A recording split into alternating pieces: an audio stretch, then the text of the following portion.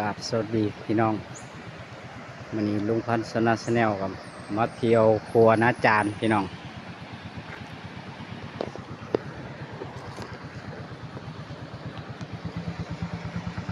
เที่ยวมาหาเที่ยวริมพี่น้อง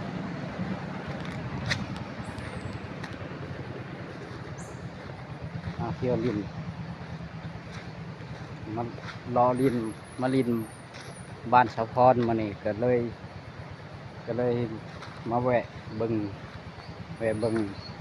สายน้ำพี่น้องเดี๋ยวพี่น้องสายน้ำว้าตัวสายน้ำพี่น้อง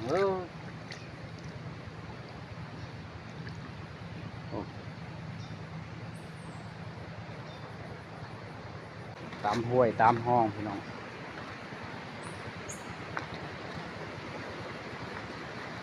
นี่ลุงพันธ์ชนะแนลกับหาเลาะพี่น้องหาเลาะริม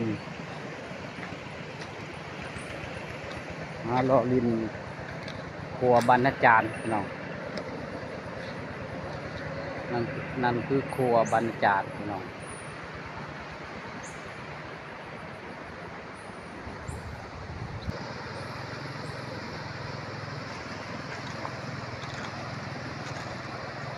นี่คือครัว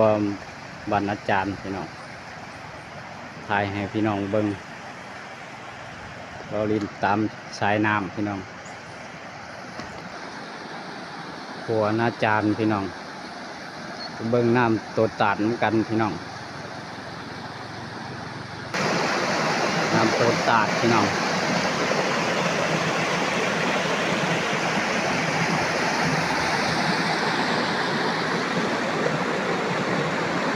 นี่คือครัวเพิ่นสร้างฮักกันแล้วพี่น้อง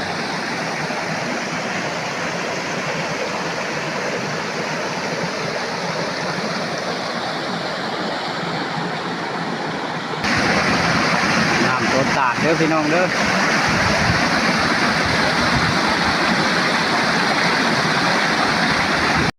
มาพี่น้องมาล้างตีนล้างมือครับ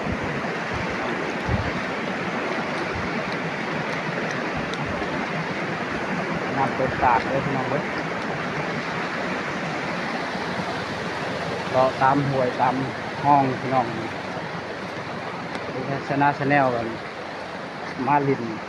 บ้านอาจารย์ก็เลยแวะลงมาลินพี่น้องแวะลงมาถ่ายให้พี่น้องเบิ่งพี่น้องธรรมชาติน้ำธรรมชาติทิวทัศน์ธรรมชาติพี่น้องนี่ต้นไม้ต้นตอกต้นไม้บักใหญ่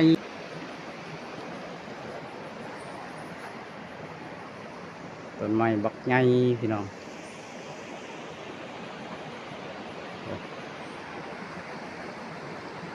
หน่อไม้บักใหญ่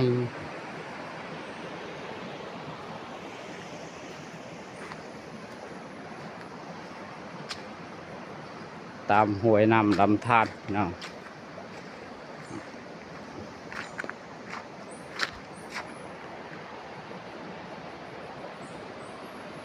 ถ่ายให้พี่น้องเบิ่งพี่น้องเป็นทิวทัศน์ธรรมชาติพี่น้องเป็นขัวขามอยู่หน้าจาน